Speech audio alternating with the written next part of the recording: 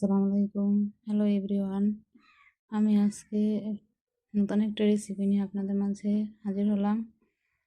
আমি আজকে রান্না করব লইট্টা শুটকি দিয়ে কচুরলতি আর আলু। তো আমি এখানে লইট্টা শুটকিটা সুন্দর করে কাইটা গরম পানি দিয়ে ধুয়ে নিছি। কচুরলতিটা একটু সেদ্ধ করে নিছি, সেদ্ধ করে পানি ফেলে দিছি। এখানে আদা রসুন জিরা বাইটা নিছি, পেঁয়াজ মরিচ কাইটে নিছি। এখন আমি রান্না করব, আপনারা আমার সাথেই থাকুন।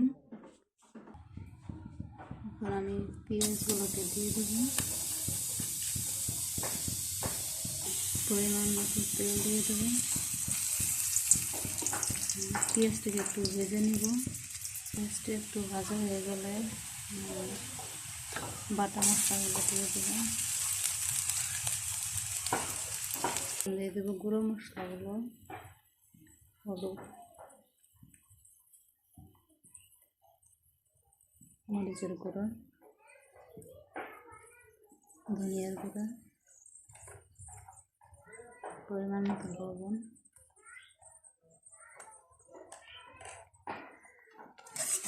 একটু কষিয়ে নেব। মশলাগুলোকে কষানো হয়ে গেছে, এখন লইট্টা শুটকিগুলোকে দিয়ে দেবেন।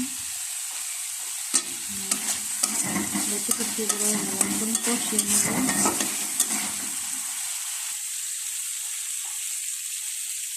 মাছগুলোকে আমার কষানো হয়ে গেছে, এখন একটু ঝোল দিয়ে দেবেন।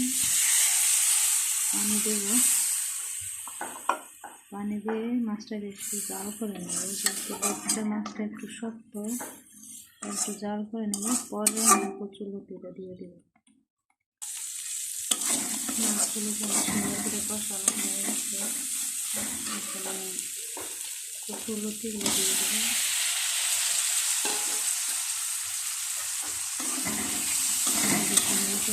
মাছের সাথে কষিয়ে নেব। মাছের সাথে আমার কচুরলতিতে কষানো হয়ে গেছে, আমরা পর্যাপ্ত পরিমাণ পানি দিয়ে দেব। সুন্দর করে নেড়ে চেড়ে আমি কাঁচামরিচগুলো দিয়ে দেবো। এই পর্যায়ে তরকারিটা হয়ে গেছে, এখন এটাকে আমি নামিয়ে নেব।